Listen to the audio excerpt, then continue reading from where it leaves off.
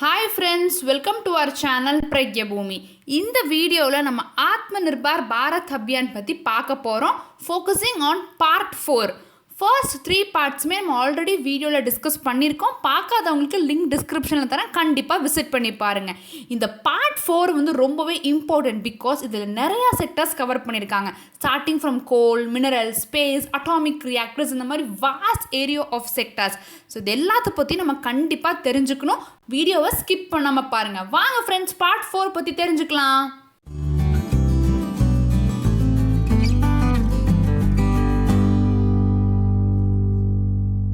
Starting with Atma Nirbhar Bharat அபியானுங்கிறது self reliant India campaign or movement. இதுக்கு கீழே தான் எக்கானமிக் ஸ்டிமுலஸ் பேக்கேஜாக ₹20 lakh crores வந்து அனௌன்ஸ் பண்ணியிருந்தாங்க. இப்போது நம்ம பார்ட் 1ல் என்ன பார்த்தோம்னா, பிஸ்னஸஸ் இன்க்ளூடிங் எம்எஸ்எம்இஸ், அதாவது மைக்ரோ ஸ்மால் மீடியம் என்டர்பிரைசஸ், அவங்களோட பிஸ்னஸ்க்கெலாம் வந்து எப்படி ரீஸ்டார்ட் பண்ணுறதுக்கு, அப்புறம் அவங்க கெப்பாசிட்டியை என்லார்ஜ் பண்ணுறதுக்கு என்னென்ன ஸ்கீம்ஸ் அனௌன்ஸ் பண்ணியிருந்தாங்க, என்னென்ன அலாட் பண்ணியிருக்காங்கிறதுலாம் பார்ட் 1ல் பார்த்தோம். அடுத்து அப்படியே நம்ம பார்ட் 2ல் என்ன பார்த்தோன்னா, ஃபார்மர்ஸ்க்கு லோன் ப்ரொவைட் பண்ணுறதுக்கு என்னென்ன ஃபெசிலிட்டிஸ், என்னென்ன ஸ்கீம்ஸ் இருக்குது, அண்ட் ஈவன் வந்து ஸ்மால் பிஸ்னஸஸ்க்கு என்னென்னலாம் கொடுத்து ஹெல்ப் பண்ணுறாங்கிறத பார்ட் 2ல் பார்த்தோம். பார்ட் 3ல் இன்ட்ரெஸ்டிங்காக நம்ம அக்ரிகல்ச்சர் அப்படிங்கிற ஒரு செக்டாரை மட்டும் ஃபோக்கஸ் பண்ணி ஃபார்மர்ஸ் ப்ரொடியூஸ் பண்ண அந்த ஒரு அக்ரிகல்ச்சர் ப்ரொடியூஸை எப்படி மார்க்கெட்ஸ்க்கு கொண்டு போய் சேர்த்துறது, அவங்களுக்கு ஃபெசிலிட்டேட் பண்ணுற மாதிரி அப்படிங்கிறதெல்லாம் பார்ட் 3ல் நிறைய அக்ரிகல்ச்சரல் ஸ்கீம்ஸோட ரிலேட் பண்ணி எக்ஸாம்பிள்ஸோட பார்த்தோம். இந்த வீடியோவில் பார்ட் 4 நியூ ஹாரிசோன்ஸ் ஆஃப் க்ரோத், பேரே ரொம்ப டிஃப்ரெண்ட்டாக இருக்குங்க. எஸ், நிறைய டிஃப்ரெண்ட் செக்டர்ஸ் கவர் பண்ணியிருக்காங்க. இந்த பிக்சர்ஸ் பாருங்கள், coal, mineral, aviation, defence, power sector, space, atomic reactors, இந்த மாதிரி டிஃப்ரெண்ட் செக்டார்ஸ் வந்து கவர் பண்ணியிருக்காங்க. நம்ம ஒன்றொன்னா இன்னைக்கு கம்மிங் ஸ்லைட்ஸில் வந்து பார்த்து தெரிஞ்சுக்கலாம். ஃபர்ஸ்ட் நம்ம டிஸ்கஸ் பண்ண போகிறது கோல் செக்டார் பற்றி. கோல் செக்டாரில் எப்படி ப்ரைவேட் பிளேயர்ஸ் உள்ளே வரலான்னு சொல்லிட்டு இப்போ பார்த்தீங்கன்னா எல்லாத்துலேயுமே செல்ஃப் ரிலையன்ஸ் கொண்டு வராங்க. அதே மாதிரி இந்த கோல் ப்ரொடக்ஷன்லேயும் வந்து செல்ஃப் ரிலையன்ஸ் உள்ளே கொண்டு வர போகிறாங்க. Which means that goal import பண்ணுறதை வந்து ரெடியூஸ் பண்ணணும். அதுக்காக ப்ரைவேட் செக்டாரோட பார்ட்டிசிபேஷன் வந்து இன்னுமே என்கரேஜ் பண்ணுறதுக்கு, இன்க்ரீஸ் பண்ணுறதுக்காக என்ன ஒரு சேஞ்ச் கொண்டு வந்திருக்காங்கன்னு பார்த்தீங்கன்னா, இப்போ இது வரைக்கும் ஒரு ப்ரைவேட் செக்டார் வந்து கோல் வந்து எக்ஸ்ப்ளோர் பண்ணி ப்ரொடியூஸ் பண்ணுறாங்க, எடுக்கிறாங்க அப்படின்னா அது அவங்களோட கம்பெனிக்கு மட்டும்தான் எக்ஸ்க்ளூசிவாக யூஸ் பண்ணிக்க முடியும். லைக் தெர்மல் எனர்ஜி ஜென்ரேட் பண்ணுறது அந்த மாதிரி. அதனாலேயே நிறையா ப்ரைவேட் செக்டார் கம்பெனிஸ் வந்து உள்ளே வரதுக்கு பயந்துட்டு அவங்க இந்த கோல் செக்டாருக்குள்ளேயே வரலை. அதுக்காக இப்போ என்ன ஒரு சேஞ்ச் கொண்டு வந்திருக்காங்கன்னா, இப்போ இந்த ப்ரைவேட் செக்டார்ஸ் எல்லாம் வந்து வரலாம், வந்துட்டு அவங்க எடுக்கிற அந்த கோல் வந்து அவங்களோட தேவையெல்லாம் முடிச்சுட்டு, அவங்களுக்கு ஒரு டிமாண்ட் இருக்குல்லங்க, அதெல்லாம் வந்து அவங்க யூட்டிலைஸ் பண்ணிக்கிட்டு அதுக்கப்புறம் எக்ஸ்ட்ரா இருக்கிற கோலை வந்து they can bid and sell in the open market அப்படின்னு சொல்லியிருக்காங்க. இதனால் நிறைய ப்ரைவேட் செக்டர்ஸ் உள்ளே வருவாங்கங்கிறத எக்ஸ்பெக்ட் பண்ணுறாங்க. அண்ட் ஈவன் இதில் இன்னொரு கான்செப்ட் இருக்குங்க, ரெவென்யூ ஷேரிங் மெக்கானிசம். அதாவது instead of fixed rupee per tonne அப்படி வந்து அலாட் பண்ணாமல் ரெவென்யூ ஷேரிங் மெக்கானிசம், அதாவது அந்த ப்ரைவேட் செக்டர்ஸ்க்கு வர ரெவென்யூவில் ஒரு பர்டிகுலர் பார்ட் வந்து கவர்மெண்ட்டுக்கு கொடுக்குற மாதிரிங்க. அண்ட் இந்த ப்ரைவேட் செக்டர்ஸ் வந்து கோல் ப்ரொடக்ஷனுக்குள்ளே வரும்போது பெரிய என்ட்ரி நார்ம்ஸ் வந்து ரொம்பவே லிபரலைஸ்டாக இருக்குது. அதாவது அவங்களுக்கு எலிஜிபிலிட்டி கண்டிஷன்ஸ் எதுவுமே பெருசாக தேவையில்லைங்க. ஜஸ்ட் ஒரு இனிஷியலாக அப்ஃப்ரண்ட் பேமெண்ட் மாதிரி பண்ணிவிட்டு they can get in to the sector.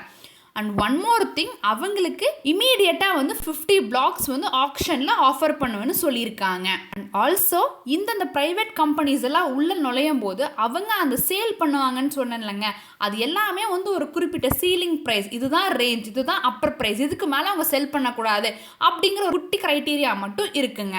அடுத்து என்னன்னா, இப்போது இந்த ப்ரைவேட் கம்பெனிஸ்லாம் வந்து பார்த்தீங்கன்னா இது வரைக்கும் ஃபுல்லி எக்ஸ்ப்ளோர், அதாவது அந்த கோலை வந்து ஃபுல்லாக வந்து எக்ஸ்ப்ளோர் பண்ணதுக்கு அப்புறம் தான் ஆக்ஷனில் விட்டுட்டு இருந்தாங்க. பட் இப்போ இந்த பார்ட் 4 கடையில் என்ன சொல்லியிருக்காங்கன்னா, ஈவன் பார்ஷியலி எக்ஸ்ப்ளோர்டு அந்த சுரங்கம் அது கூட வந்து ஆக்ஷனில் விடுவேன்னு சொல்லியிருக்காங்க. இதனால even private sector can get in to exploration, அந்த கோல் எக்ஸ்ப்ளோர் பண்ணுற ப்ராசஸில் அவங்களும் இன்வால்வ் ஆகலாம். அப்புறம் இப்போது அந்த ப்ரைவேட் கம்பெனி வந்து அவங்க ஷெட்யூல் பண்ண டைமை விட ரொம்ப முன்கூட்டியே வந்து ப்ரொடக்ஷன் வந்து கொடுத்துட்டாங்க அப்படின்னா அவங்களுக்கு இன்சென்டிவ்ஸ் வந்து கவர்மெண்ட் கொடுக்குங்க. அந்த ரெவென்யூ ஷேரில் வந்து ஒரு தள்ளுபடி. இப்போ ஃபார் எக்ஸாம்பிளுக்கு அந்த ரெவென்யூ ஷேரிங் மெக்கானிசம் மூலிமா அந்த ப்ரைவேட் செக்டார் கவர்மெண்ட்டுக்கு ஒரு 40% கொடுக்க வேண்டியது இருந்துச்சுன்னா ஜஸ்ட் 30 கொடுத்தா போதும். 10% வந்து அவங்களுக்கு ஒரு ரிபேட் மாதிரி, தள்ளுபடி மாதிரிங்க. இதுதான் சொல்லியிருக்காங்க. அடுத்து இந்த கோல் செக்டார்ல ரொம்ப இன்ட்ரெஸ்டிங்கான சில விஷயங்கள் இருக்கு, அது என்னங்கிறத பார்ப்போம். இப்போ லெஃப்ட் சைட் பாருங்க, டைவர்சிஃபைடு ஆப்பர்ச்சுனிட்டிஸ். இந்த கோல் செக்டார்ல என்ன டைவர்சிஃபைடு ஆப்பர்ச்சுனிட்டிஸ் அப்படின்னு பார்த்தீங்கன்னா, இப்போ 2 ப்ராசஸ் இருக்குங்க, கோல் கேசிஃபிகேஷன், கோல் லிக்விஃபிகேஷன். இப்படின்னா என்ன அப்படின்னு பார்த்தீங்கன்னா, இப்போ அந்த கோல் கேசிஃபிகேஷனுங்கிறது அந்த கோலை வந்து கேஸாக கன்வெர்ட் பண்ணுறது இன்டூ சின் கேஸ்ன்னு சொல்லுவாங்க. Mixture of hydrogen, carbon monoxide, carbon dioxide, அப்புறம் மீத்தேன், அப்புறம் வாட்டர் வேப்பர். இந்த இதெல்லாம் வந்து மித்த மெட்டல் இண்டஸ்ட்ரீஸ்க்குலாம் வந்து ப்ரொடக்ஷனுக்கு யூஸ் பண்ணுவாங்க. ஸோ இந்த கோல் கேசிஃபிகேஷன் பண்ணும்போது நமக்கு எல்லாமே வந்து ஒரு க்ளீன் எனர்ஜி கிடைக்கிது. அண்ட் ஈவன் இந்தியா வந்து இட் இஸ் ஸ்விட்சிங் டு கேஸ் பேஸ்ட் எக்கானமின்னு சொல்லியிருக்காங்க. அடுத்தது என்னன்னா, கோல் லிக்விஃபிகேஷனுங்கிறது அந்த கோலை வந்து லிக்விட் ப்ராடக்ட்ஸ்க்கு மாற்றுறதுங்க. அது வந்து க்ரூட் ஆயிலுக்கு வந்து ரிசம்பிளிங்காக இருக்கும். ஸோ இது எல்லாமே வந்து ஆடட் அட்வான்டேஜ்ங்க. இதனால என்விரான்மெண்டல் இம்பேக்ட், என்விரான்மெண்டல் பொல்யூஷன் வந்து குறையுது. இந்த மாதிரி பண்ணுற ப்ரைவேட் செக்டார்ஸ்க்கும் வந்து இன்சென்டிவ்ஸ் அண்ட் தள்ளுபடி கொடுப்பேன்னு சொல்லியிருக்காங்க. அடுத்து என்னன்னா, இன்ஃப்ராஸ்ட்ரக்சர் டெவலப்மெண்ட்டுக்கு ₹50,000 crores வந்து அலாட் பண்ணியிருக்காங்க. என்ன இன்ஃப்ராஸ்ட்ரக்சர்னா, இப்போ இந்த கோல் வந்து மைன்ஸ்லேருந்து எடுத்ததுக்கு அப்புறமா ஒரு இடத்துல ஸ்டோர் பண்ணி வைப்பாங்கங்க, டிரான்ஸ்போர்ட்லாம் பண்ணுறதுக்கு முன்னாடி. அந்த இடத்து பேர் கோல் பிட் ஹெட்னு சொல்லிட்டு அதை டெவலப் பண்ணுறதுக்கு ₹50,000 crores கொடுத்துருக்காங்க. அடுத்தது என்னென்னா, 2023 to 24 1 பில்லியன் டன்ஸ் கோல் வந்து ப்ரொடக்ஷன் பண்ணணும், அந்த டார்கெட்டை வந்து அச்சீவ் பண்ணணும் அப்படின்னு சொல்லியிருக்காங்க. இன்னொன்று என்ன வந்து இன்ஸ்டால் பண்ண போகிறாங்கன்னா, இப்போது அந்த கோல் வந்து மைன்லேருந்து எடுத்தோன்னா அந்த ரயில்வே சைடிங்ஸ்லாம் கொண்டு போகிறதுக்காக இது வரைக்கும் ட்ரக்ஸ்லலாம் கொண்டு போவாங்க. பட் இப்போது அதுக்காக ஸ்பெசிஃபிக்காக கன்வேயர் பெல்ட்ஸ் வந்து கொண்டு வர போகிறாங்க. அதுக்காக ஒரு 18,000 crore worth வந்து இன்வெஸ்ட்மெண்ட் பண்ணியிருக்காங்க. அந்த கன்வேயர் பெல்ட்ஸை டிரான்ஸ்போர்ட் பண்ணுறது மூலிமா அந்த என்விரான்மெண்டல் பொல்யூஷன் வந்து குறையுங்க அண்ட் டிரான்ஸ்போர்ட்டும் வந்து ஈஸியாக இருக்கும். அடுத்து என்னென்ன லிபரலைஸ்ட் ரெஜிம் இன் கோல் செக்டாரில் கொண்டு வந்திருக்காங்கன்னா, இப்போ கோல் பெட் மீத்தேன்னு சொல்லிட்டுங்க. இப்போ நம்ம எல்லாத்துக்கும் தெரியும் கோல் எப்படி கிடைக்குதுன்னு சொல்லிட்டு. அந்த வெஜிடபிள் வேஸ்ட்லாம் வந்து அந்த ரொம்ப வருஷம் ஆக ஆக வந்து அது கோலாக கன்வெர்ட் ஆகுது. அப்படி கன்வெர்ட் ஆகும்போது உள்ளுக்குள்ளே ஒரு மீத்தேன் லேயர் மாதிரி இருக்குங்க. அந்த மீத்தேனை வந்து எக்ஸ்ட்ராக்ட் பண்ணுறதுக்கு அதுதான் கோல் பெட் மீத்தேன். இந்த எக்ஸ்ட்ராக்ஷன் ரைட்ஸ் வந்து கோல் இந்தியா லிமிடெட் வந்து மித்த ப்ரைவேட் கம்பெனிஸ்க்கெலாம் கொடுக்க போகிறாங்க. அடுத்தது இப்போ வந்து ஒரு கம்பெனி இந்த கோல் செக்டருக்குள்ளே இறங்கணும் அப்படின்னா ஒரு மைனிங் பிளான் மாதிரி ஒன்று சப்மிட் பண்ணுங்க. அதாவது எங்கேருந்து கோல் எடுக்கிறாங்க, இந்த மாதிரி ஒரு பெரிய ப்ராசஸ் இருக்குங்க. அது அந்த ப்ராசஸும் வந்து இப்போ அந்த மைனிங் பிளான் வந்து ஷார்டன் பண்ணிட்டாங்க. இதனால என்ன ஆகும், அவங்களுக்கு ஒரு டைம் சேவ் ஆகும் அண்ட் வந்து they can start the production as soon as possible. டக்குன்னு ப்ரொடக்ஷனில் இறங்கிடலாம், ப்ரொடக்ஷனும் இன்க்ரீஸ் ஆகும். அடுத்தது இந்த கோல் இந்தியா லிமிடெட் வந்து அதோட கன்சியூமர்ஸ்க்கு ஒரு கன்செஷன் கொடுக்க போகிறாங்க. அது ஒரு ரிலீஃப் வர்த் ஆஃப் ₹5,000 crores. எப்படியெல்லாம் கன்செஷன் கொடுக்க போகிறாங்க அப்படின்னா, அந்த ஆக்ஷனில் ஒரு ரிசர்வ் ப்ரைஸ், ஒரு கம்மி ப்ரைஸுக்கு கொடுக்குற மாதிரி கிரெடிட் டேர்ம்ஸ் வந்து ஈஸ் பண்ணுறதுங்க. அதுக்கப்புறம் இந்த லிஃப்டிங் பீரியட், அதாவது இந்த கோல் பிட் ஹெட்லேருந்து எடுத்துகிட்டு போவாங்கல்லங்க, அந்த லிஃப்டிங் பீரியட் ஒரு 50 நாள்லேருந்து எடுத்துகிட்டு போகணும் அப்படின்னா அது ஒரு 10 days இன்க்ரீஸ் பண்ணியிருக்காங்க. இதனால் அந்த ஒரு ப்ரைவேட் கம்பெனிஸ் எல்லாத்துக்குமே வந்து ஒரு கன்செஷன் கிடைக்குங்க அண்ட் அவங்களுக்கு ஒரு என்கரேஜிங் விஷயமா அமையும். இதுதாங்க அந்த கோல் செக்டாரில் கொண்டு வந்த அந்த பாலிசி ரிஃபார்ம்ஸ், அந்த ஒரு சேஞ்சஸ். இப்போ இதை நம்ம பார்த்தனால அடுத்து நம்ம பார்க்க போகிற மினரல் செக்டார் இன்னுமே ஈஸியாக இருக்கும். மினரல் செக்டாரில் 2 சப் டாபிக்ஸ்ங்க, enhancing private investment, policy reforms. Enhancing private இன்வெஸ்ட்மெண்ட்ஸில் என்ன சொல்லியிருக்காங்கன்னா, எக்ஸ்ப்ளோரேஷன், மைனிங், ப்ரொடக்ஷன், இந்த மாதிரி எல்லாத்துலேயுமே வந்து ப்ரைவேட் செக்டர்ஸ் உள்ளே வரலான்னு சொல்லியிருக்காங்க. இப்போ எப்படி அந்த கோல் செக்டாரில் வந்து 50 blocks வந்து ஆக்ஷனில் விடுவேன்னு சொல்லியிருந்தாங்களோ, அதே மாதிரி மினரல் செக்டாரில் 500 மைனிங் பிளாக்ஸ் வந்து ஆக்ஷனில் விடுவாங்க. அண்ட் இன்னொன்று பார்த்தீங்கன்னா, இப்போ ஃபார் எக்ஸாம்பிளுக்கு இந்த அலுமினியம் இண்டஸ்ட்ரி எடுத்துட்டிங்கன்னா அவங்களுக்கு ஒன்று பாக்சைட் தேவைப்படும், பிகாஸ் அலுமினியமோட ஓர் அதுதான். அண்ட் அவங்களுக்கு ஒரு ஃபியூவல் தேவைப்படும், அந்த ஃபியூவலுக்கு கோல் தேவைப்படுங்க. அதனால bauxite and coal mineral block வந்து ஜாயிண்ட் ஆக்ஷனில் விடுற மாதிரி. இதனால என்ன ஆகும், தனித்தனியாக வாங்கினா அவங்களுக்கு அதிக காசு ஸ்பெண்ட் பண்ணுற மாதிரி இருக்குங்க. ஜாயிண்ட் ஆக்ஷனுங்கும் போது அவங்களுக்கு ஒரு அட்வான்டேஜ் கிடைக்கும். அண்ட் ஈவன் அந்த கோல் யூஸ் பண்ணுறதுனால அவங்களுக்கு எலக்ட்ரிசிட்டி காஸ்ட்டும் வந்து கம்மியாகிறதுக்கு அதிக வாய்ப்பு இருக்குங்க. இதில் ஞாபகம் வச்சுக்க வேண்டியது joint auction of bauxite and coal mineral block introduce பண்ணியிருக்காங்க. அடுத்து பாலிசி ரிஃபார்ம்ஸில் என்னென்ன சேஞ்சஸ்னால், இப்போ கேப்டிவ் மைன்ஸ் அப்படின்னா என்னென்னா, அவங்க அந்த மினரலை எடுத்து அவங்களோட கம்பெனிக்கு மட்டும் யூஸ் பண்ணிக்கிறதுங்க. நான் கேப்டிவ்ங்கிறது நான் ஆல்ரெடி சொன்ன மாதிரி அந்த கோலில் அவங்க எடுத்து அவங்க யூஸ் பண்ணது போக இருக்கிற அந்த ஒரு மினரல் ஒரு கோலை வந்து மித்தவங்களுக்கு சேல் பண்ணுறதுங்க. இப்போ தான் வந்து எல்லாமே ஒரே மாதிரின்னு சொல்லிட்டாங்கல்ல, ஸோ அதுக்கான அந்த ஒரு டிஃப்ரென்சியேஷனை இனிமேல் ரிமூவ் பண்ணிடுவாங்க.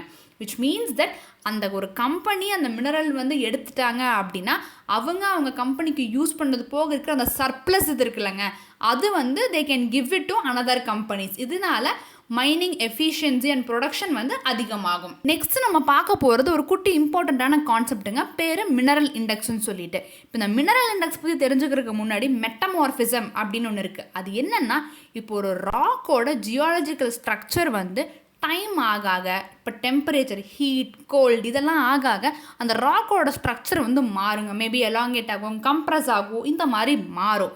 அது எந்த அளவுக்கு degree of metamorphism rock has experience, எந்த அளவுக்கு அதை எக்ஸ்பீரியன்ஸ் பண்ணியிருக்குங்கிறது தான் இந்த மினரல் இண்டெக்ஸ். இந்த மினரல் இண்டெக்ஸை வச்சு நம்ம என்ன கண்டுபிடிக்கலாம்னா, ஓகே இப்போ இந்த ராக்கோட மினரல் இண்டெக்ஸ் வந்து இது இருக்குது அப்படின்னா இங்கே இவ்வளோ பர்சன்டேஜ் ஆஃப் த மினரல்ஸ் இருக்கும், அந்த ஒரு காம்போசிஷன் கண்டுபிடிக்கிறதுங்க. இதனால மைனிங் பண்ணுறவங்களுக்கு ரொம்ப ஈஸியாக இருக்கும். இந்த இதை தான் வந்து டெவலப் பண்ண போகிறாங்க ஃபார் டிஃப்ரெண்ட் மினரல்ஸ். அடுத்தது இப்போது ஒரு மைனிங் இதெல்லாம் வந்து லீஸ்க்கு விடும்போது ஒரு ஸ்டாம்ப் டியூட்டி வந்து பே பண்ணி தான் வந்து யூஸ்வலாக அது வாங்குவோம். அதை வந்து என்ன சொல்லியிருக்காங்கன்னா ரேஷ்னலைசேஷன், அதாவது அது காஸ்ட் எஃபிஷியண்ட்டாக எவ்வளோ மினிமல் காஸ்ட்டில் வந்து வைக்க முடியுமோ அந்த மாதிரி வைக்கணும்னு சொல்லியிருக்காங்க. இதெல்லாம் பண்ணுறதுனால அந்த ப்ரைவேட் செக்டர்ஸ்க்கு ரொம்பவே ஒரு பூஸ்டிங் விஷயமா இருக்கும். அண்ட் அவங்களும் இந்த மினரல் மைனிங் அண்ட் ப்ரொடக்ஷனுக்குள்ளே நுழைவாங்க அப்படின்னு எதிர்பார்க்கப்படுதுங்க. இப்போது எல்லா செக்டார்ஸும் வந்து இந்த செல்ஃப் ரிலையன்ஸ் கீழே கொண்டு வர்ற மாதிரி அதே மாதிரி டிஃபென்ஸ் செக்டாரும் வந்து செல்ஃப் ரிலையன்ஸ் கீழே கொண்டு வரணும்னு முடிவு பண்ணியிருக்காங்க. இப்போ ரீசெண்டாக கூட நம்ம எல்லாரும் நியூஸ் பார்த்துருப்போம், டிஃபென்ஸ் மினிஸ்டர் வந்து ஒரு 101 இம்போர்ட் ஐட்டம்ஸ் வந்து பேன் பண்ணிட்டாங்கன்னு சொல்லிட்டு. அதுவும் ரிலேட்டட் வித் இந்த ஆத்ம நிர்பார் பாரத் அபியான் தாங்க. இங்கே என்ன சொல்லியிருக்காங்க அப்படின்னா, ஃபர்ஸ்ட் ஆஃப் ஆல் இந்தியாவுக்குன்னு பார்த்தீங்கன்னா இது வரைக்கும் அந்த டிஃபென்ஸ் இம்போர்ட் பில் வந்து ரொம்பவே ஹியூஜாக வந்துட்டு இருக்குங்க, நிறைய அமௌண்ட். அதை ரெடியூஸ் பண்ணுறதுக்காக தான் வந்து இந்த இதெல்லாம் வந்து கொண்டு வந்திருக்காங்க. First Make in India initiative கீழே பேன் லிஸ்ட் வித் டைம்லைன்ஸ் அதுதான் இப்போ பண்ணியிருக்காங்க. இயர் வைஸ் டைம்லைன்ஸில் என்னென்ன ஐட்டம்ஸ்லாம் வந்து பேன் பண்ணுங்கிறதெல்லாம் வந்து அவங்க பிளான் பண்ணுவாங்க. அடுத்தது டொமஸ்டிக் கேபிட்டல் ப்ரொக்யூர்மெண்ட்டுக்கு ஒரு செப்பரேட் பட்ஜெட் வந்து அலாட் பண்ணுவாங்க. இதனால என்னன்னு பார்த்தீங்கன்னா, இப்போ இந்தியாவில் இந்த டிஃபென்ஸ் எக்யூப்மெண்ட்ஸ் அண்ட் வெப்பன்ஸ் இதெல்லாம் தயாரிக்கிறது யாருன்னு பார்த்தீங்கன்னா, டிஃபென்ஸ் டிபார்ட்மெண்ட் கீழே ஒரு தனி டிபார்ட்மெண்ட் இருக்குங்க. அது பேர் ஆர்டினன்ஸ் ஃபேக்ட்ரி போர்டுன்னு ஷார்ட் ஃபார்மில் OFBன்னு சொல்லுவாங்க. இப்போ மேக் இன் இந்தியா அந்த மிஷன் வந்து டிஃபென்ஸில் கொண்டு வந்தனால யாருக்கு வந்து அக்கௌண்டபிலிட்டி வந்து இன்க்ரீஸ் ஆகும்னா கண்டிப்பாக அது OFBக்கு தாங்க. அதுதான் சொல்லியிருக்காங்க. அண்ட் இன்டர்ன் வந்து எஃபிஷியன்சி ஆஃப் அந்த OFBயும் வந்து இன்க்ரீஸ் ஆகும். அடுத்து FDI ஃபாரின் டைரக்ட் இன்வெஸ்ட்மெண்ட்டும் வந்து 49%லேருந்து 74% இன்க்ரீஸ் ஆகுங்க for defence manufacturing, which means that நிறைய ஃபாரின் கம்பெனிஸ் வந்து இந்தியன் சாயிலில் வந்து they can set up their company and they can produce defence equipments. அடுத்தது time bound defence procurement process. இப்போ பார்த்தீங்கன்னா இப்போ இந்த இதெல்லாம் வந்து தயாரித்து இதை டெஸ்டிங் பண்ணி ட்ரையல் பண்ணி வர்றதுக்கே ரொம்ப நாள் ஆகுங்க, ரியலிஸ்டிக்காக அது யூஸ்க்கு வர்றதுக்கு.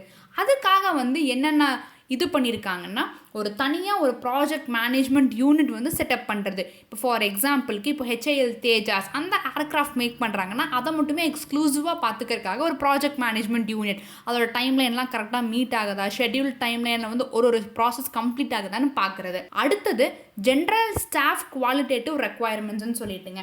இது என்ன அப்படின்னா, இப்போ ஸ்டார்டிங் வந்து ஒரு ப்ரொக்யூர்மெண்ட் ப்ராசஸ்லாம் ஒன்று இருக்குங்க. இப்போ பார்த்தீங்கன்னா நம்ம ஒரு பொருள் வாங்குறதுக்கு முன்னாடி அந்த கொட்டேஷன் மாதிரி வாங்குவோம் இல்லைங்க. ஸோ அந்த இதெல்லாமே நம்ம எதை பார்ப்போம், ஒன்று ஸ்பெசிஃபிகேஷன்ஸ் மீட்டப் ஆயிருக்கா, அடுத்து காஸ்ட் எஃபெக்டிவாக இருக்கா, குவாலிட்டி எப்படி இருக்குது, அதெல்லாமே பார்ப்போம். அது எல்லாமே பார்த்து வாங்குறதாங்க இங்கே சொல்கிறாங்க ரியலிஸ்டிக் செட்டிங் ஆஃப் அந்த GSQR. அடுத்தது இப்போது இந்த வெப்பன் எக்யூப்மெண்ட்ஸ்லாம் வாங்கிட்டு அதை ட்ரையல் பண்ணி டெஸ்டிங் ப்ரொசீஜர்ஸ்லாம் வந்து கேரி அவுட் பண்ணும். அது எல்லாமே வந்து இன் டைம் வந்து பண்ணி கொடுக்குற மாதிரிங்க. இதெல்லாம் தான் வந்து இந்த டிஃபென்ஸ் ப்ரொடக்ஷனில் கொண்டு வந்திருக்கிற பாலிசி ரிஃபார்ம்ஸ்.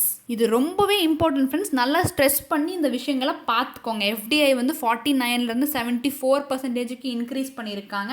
அண்ட் வந்து நிறையா லிஸ்ட் ஆஃப் எக்யூப்மெண்ட்ஸ்லாம் இனி வர இயர் வைஸ் டைம்லைன்ஸ்லாம் பேன் பண்ணுவாங்க. ஸோ இது எல்லாமே வந்து அப்டேட்டட் சேஞ்சஸாக வந்துக்கிட்டே இருக்கும். அடுத்து பார்க்க போகிறது ஒரு இன்ட்ரெஸ்டிங்கான விஷயங்கள் பற்றி ஏவியேஷன். இப்போ இதில் நான் 3 கொடுத்துருக்கேன், நம்ம ஒன்றா ஃபஸ்ட்டு பார்ப்போங்க. இப்போ சிவில் ஏவியேஷன். இப்போ ஒரு குட்டி கான்செப்ட் சொல்கிறேன், நான் யோசிச்சு பாருங்க. First of all civil aviation அப்படிங்கிறது இப்போ நம்மலாம் ஃப்ளைட்டில் போவோம்லங்க, அதாவது மிலிட்ரி பர்பஸ்க்கு தவிர யூஸ் பண்ணுறதெல்லாம் தான் சிவில் ஏவியேஷன். அந்த சிவில் ஏவியேஷனுக்கு இது வரைக்கும் 60% of the Indian air space தான் ஃப்ரீலி அவைலபிள். இப்போது நம்ம எப்படி ரோட்லலாம் வந்து ஸ்பேஸ் இருக்குல்லங்க, நம்ம ரோட்டில் நம்ம போய் வரோம், அதே மாதிரி கான்செப்ட் நீங்கள் வந்து வானத்தில் யோசிங்க. ஃப்ளைட்ஸ் போகுது இல்லை, அங்கே யோசிச்சு பாருங்கள். அதான் ஏர் டிராஃபிக்னு சொல்லுவாங்க. அதில் 60% தான் வந்து இந்த சிவில் ஏவியேஷனுக்குன்னு ஃப்ரீலி அவைலபிளாக இருக்குது. விச் மீன்ஸ் தட் அதில் தான் இந்த ஃப்ளைட்ஸ்லாம் போக முடியும். அனதர் 40% வந்து வேறு இப்போ இந்த மாதிரி மிலிட்ரி ஏர்கிராஃப்ட்ஸ் அதெல்லாம் போகிறதுக்காக வச்சுருப்பாங்க. அந்த ஏர் ஸ்பேஸை வந்து இன்னும் கொஞ்சம் வந்து ஈஸ் பண்ண போகிறாங்க. விச் மீன்ஸ் தட் 60% இருக்கிறது மேபி ஒரு 65 or 70% கொண்டு வரலாம். அதனால civilian flying becomes more efficient. இப்போது ஒரு எக்ஸாம்பிள் வச்சு பாருங்கள். இப்போது ஒரு ஃப்ளைட் வந்து சென்னையிலேருந்து டெல்லி போகுது அப்படின்னா, இப்போ இது வரைக்கும் ஒரு ரூட் ஃபாலோ பண்ணி போயிட்டு இருந்திருக்கும். இப்போது இன்னுமே இந்த ஏர் ஸ்பேஸை வந்து இன்க்ரீஸ் பண்ணுறதுனால இப்போ ஒரு புது ரூட் கூட கண்டுபிடிச்சி போகலாங்க. அந்த ரூட் வந்து ஒரு ஷார்ட்கட் ரூட்டாக கூட இருக்கலாம். ஷார்ட்கட் ரூட்டாக இருந்தால் என்ன பெனிஃபிட்டு? ஒன்று, டைம் சேவ் ஆகும். டைம் சேவ் ஆகிறதுனால ஃபியூவலோட யூசேஜும் கம்மியாக இருக்கும். இதனால் அந்த ஏவியேஷன் கம்பெனிஸ்க்கெலாம் எவ்வளோ பெனிஃபிட் வருதுன்னு பார்த்தீங்கன்னா 1000 crores per year வந்து அந்த ஏவியேஷன் செக்டாருக்கு வந்து பெனிஃபிட் வருதுங்க. அதுதான் இது சொல்லியிருக்காங்க. அண்ட் ஈவன் ஃபியூவல் யூசேஜ் கம்மியாக இருக்கிறதுனால என்விரான்மெண்டல் இம்பேக்டும் வந்து ரொம்ப கம்மியாக தான் இருக்கும். அதுவும் வந்து பாசிட்டிவாக தான் இருக்கும். அடுத்து பார்க்க போகிறது ஏர்போர்ட்ஸ். இப்போது இருக்கிற இந்தியன் ஏர்போர்ட்ஸ் எல்லாமே வந்து வேர்ல்டு கிளாஸ் ஏர்போர்ட்ஸ், அந்த தரத்துக்கு உயர்த்துறது. எந்த மோட் வழியானா PPP mode, public private partnership பேசிஸ்ங்க. இதில் ஏர்போர்ட் அத்தாரிட்டி ஆஃப் இந்தியா வந்து நிறையா ஏர்போர்ட்ஸை வந்து அவங்க பிட்டிங்க்கு விடுவாங்க டு ப்ரைவேட் செக்டார்ஸ். இதில் பார்த்தீங்கன்னா இப்போ ஸ்டார்டிங் வந்து ஒரு 2 rounds ஆஃப் பிட்டிங் விட்டு அதில் ஒரு 12 ஏர்போர்ட்ஸ் வந்து செலக்ட் பண்ணியிருக்காங்க. அந்த 12 ஏர்போர்ட்ஸும் வந்து எவ்வளோ இன்வெஸ்ட் பண்ண போகிறாங்கன்னா அரவுண்ட் 13,000 crores வந்து இன்வெஸ்ட் பண்ண போகிறாங்க. அண்ட் ஈவன் அடுத்த 3rd round ஆஃப் பிட்டிங்க்கு another 6 ஏர்போர்ட்ஸ் வந்து சூஸ் பண்ணி போடுவாங்க. இதனால என்னென்னா நிறைய ப்ரைவேட் செக்டர்ஸ் வந்து இந்த ஏர்போர்ட்ஸ்லாம் வந்து பார்த்துக்குவாங்க. அதனால இன் டர்ன் லீடிங் டு இந்த ஏர்போர்ட்டோட இந்த ஏர்போர்ட்டோட தரம் வந்து ரொம்பவே உயர்த்தப்படும். அடுத்ததும் ரிலேட்டிங் டு ஏவியேஷன் தாங்க. இது என்னென்னா எம்ஆர்ஓன்னு சொல்லிட்டு. எம்ஆர்ஓங்கிறது maintenance, repair and overhaul related to aircrafts. இப்போ என்ன சொல்லியிருக்காங்கன்னா இந்தியாவை வந்து ஒரு குளோபல் ஹப்பாக வந்து மாற்ற போகிறாங்க ஃபார் திஸ் ஏர்கிராஃப்ட் எம்ஆர்ஓ. எப்படின்னு பார்த்தீங்கன்னா tax regime for MRO ecosystem வந்து ரேஷ்னலைஸ் பண்ணிடுவாங்க. ரேஷ்னலைஸ் அப்படிங்கிறது வந்து எவ்வளோ நான் சொன்ன மாதிரி எவ்வளோ காஸ்ட் எஃபிஷியண்ட்டாக எவ்வளோ மினிமலாக இருக்கணுமோ அந்த மாதிரிங்க. அதனால என்ன ஆகும்னா இன்டர்ன் வெளியே இருக்கிற கம்பெனிஸ் எல்லாமே இங்கே வந்து அந்த எம்ஆர்ஓ இது வந்து செட் பண்ணுவாங்க. ஸோ ஆப்வியஸாக இந்தியா எப்படி மாறிக்கிட்டு இருக்குன்னு பார்த்தீங்கன்னா it will B turning into a global hub. So world கிளாஸில் இருக்கிற அந்த இன்ஜின் மேனுஃபேக்சரர்ஸ் எல்லாமே இன்ஜின் ரிப்பேரிங் ஃபெசிலிட்டிஸை இந்தியாவில் செட் பண்ண ஆரம்பிச்சிருவாங்க இனி கம்மிங் இயர்ஸில். அடுத்த பாயிண்ட் என்னன்னா ரொம்ப இம்பார்ட்டண்ட்டான பாயிண்ட்டுங்க. இப்போ டிஃபென்ஸ் செக்டாருக்கும் சிவில் ஏவியேஷன் ரெண்டுத்துக்குமே வந்து ஒரு எக்கானமி ஆஃப் ஸ்கேல் கிரியேட் ஆயிரும். அது என்னன்னு பார்த்தீங்கன்னா இப்போ டிஃபென்ஸ் செக்டாருக்கும் சில ஏர்கிராஃப்ட்ஸ் இருக்கும். இப்போ நம்மலாம் பேசஞ்சர்ஸ் போகிறதுக்கும் சில ஏர்கிராஃப்ட்ஸ் இருக்கும். இப்போ இந்த மாதிரி ஒரு எம்ஆர்ஓ இருக்கிறதுனால இப்போ ரெண்டுமே வந்து காமனாக யூஸ் பண்ணிக்கலாங்க. டிஃபென்ஸ் செக்டாரும் யூஸ் பண்ணிக்கலாம், ஈவன் சிவில் ஏர்கிராஃப்ட்ஸும் வந்து யூஸ் பண்ணிக்கலாம். ரெண்டுமே வந்து காமனாக யூஸ் பண்ணுறதுனால ஒரு எக்கானமிஸ் ஆஃப் ஸ்கேல் வந்து கிரியேட் ஆகும். விச் மீன்ஸ் தட் அந்த ஆப்ரேட்டிங் காஸ்ட் வந்து குறையும், மெயின்டெனன்ஸ் காஸ்ட் குறையும். இது எல்லாமே வந்து ரொம்ப ஆடட் அட்வான்டேஜாக இருக்கும். அதாவது பார்த்தீங்கன்னா இனி கம்மிங் இயர்ஸில் இந்தியா தான் வந்து குளோபல் ஹப் ஃபார் இந்த ஏர்கிராஃப்ட் எம்ஆர்ஓவாக ஆயிருங்க. அதுக்காக தான் வந்து இவ்வளோ இது வந்து கொண்டு வந்திருக்காங்க.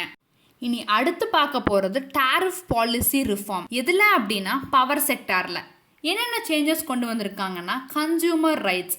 இதில் என்ன பாயிண்ட் அட்ரஸ் பண்ணியிருக்காங்கன்னா இப்போது ஒரு கான்செப்ட் சொல்கிறேங்க. இப்போ இந்த எலக்ட்ரிசிட்டின்னு எடுத்துட்டிங்கன்னா ஒரு 3 டைப் ஆஃப் கம்பெனிஸ் இருக்குங்க. ஜென்கோ எலக்ட்ரிசிட்டி ஜென்ரேட் பண்ணுறவங்க, டிரான்ஸ்கோ எலக்ட்ரிசிட்டி டிரான்ஸ்மிட் பண்ணுறவங்க, அண்ட் டிஸ்காம் அந்த எலக்ட்ரிசிட்டியை வந்து டிஸ்ட்ரிபியூட் பண்ணுறவங்க, கன்சியூமர்ஸ்க்கு டிஸ்ட்ரிபியூட் பண்ணுறவங்க. இந்த டிஸ்காமோட இன்எஃபிஷியன்சிஸ் அவங்களுக்கு ஏதோ ஒரு ப்ராப்ளம் இருந்துச்சு அப்படின்னா அது கன்சியூமர்ஸை பாதிக்கக்கூடாது. ஒருவேளை அப்படி பாதிச்சிச்சு அப்படின்னா அதுக்கான பெனாலிட்டி வந்து அவங்க கட்டியே ஆகணும். அண்ட் ஆல்சோ அந்த டிஸ்காம்ஸ் வந்து கன்சியூமர்ஸ்க்குலாம் அடிக்வேட் பவர் கிடைக்குதா இல்லையான்னு பார்த்துக்கிறது அவங்களோட கடமை அது. அதே மாதிரி லோட் ஷெட்டிங், அதாவது கன்சியூமர்ஸ்க்கு பவர் இன்டரப்ஷன் இல்லாமல் அவங்களுக்கு வந்து கரெக்டாக அந்த பவர் வந்து கொடுத்துக்கிட்டே இருக்கணுங்க. அந்த மாதிரி ஒரு வேளை பண்ணாமல் இருந்தாலும் வந்து பீனலைஸ் பண்ணிடுவோம் அப்படின்னு சொல்லியிருக்காங்க. அடுத்து செகண்ட் கேட்டகரி ப்ரொமோட் இண்டஸ்ட்ரி. எப்படின்னு பார்த்தீங்கன்னா இப்போ இந்த டிஸ்காம்ஸ் வந்து எலக்ட்ரிசிட்டி வந்து கொடுக்கும்போது இப்போ காமன் பீப்புளுக்கும் தருவாங்க, இண்டஸ்ட்ரிக்கும் தருவாங்க. காமன் பீப்புளுக்கு வந்து இப்போ 3 ரூபாய்க்கு தராங்க அப்படின்னா ஃபார் எக்ஸாம்பிளுக்கு காமன் பீப்புளுக்கு 3 rupees per யூனிட் தராங்கன்னா இண்டஸ்ட்ரிக்கு எப்படி தருவாங்கன்னா 4 rupees per யூனிட் இப்படி தாங்க கொடுப்பாங்க.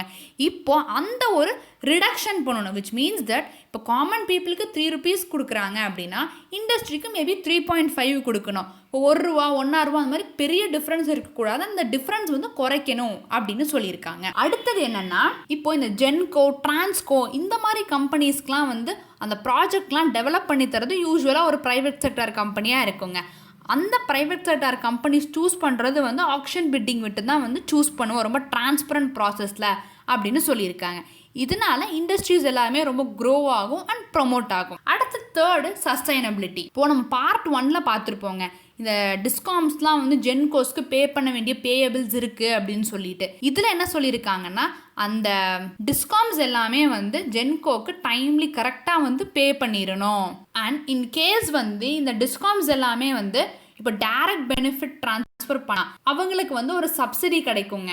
இப்போ ஃபார் எக்ஸாம்பிளுக்கு நம்ம கேள்விப்பட்டிருப்போம், இப்போ தமிழ்நாட்டில் உள்ள ஃபார்மர்ஸ்க்கு எல்லாத்துக்குமே எலக்ட்ரிசிட்டி வந்து ஃப்ரீ ஆர் ரொம்ப கம்மி காஸ்ட்டில் தான் கிடைக்குது அப்படின்னு சொல்லிட்டு. அதுதாங்க டைரக்ட் பெனிஃபிட் ட்ரான்ஸ்ஃபர். இது தாங்க அந்த பவர் செக்டாரில் கொண்டு வந்திருக்கிற டாரிஃப் பாலிசி ரிஃபார்ம்.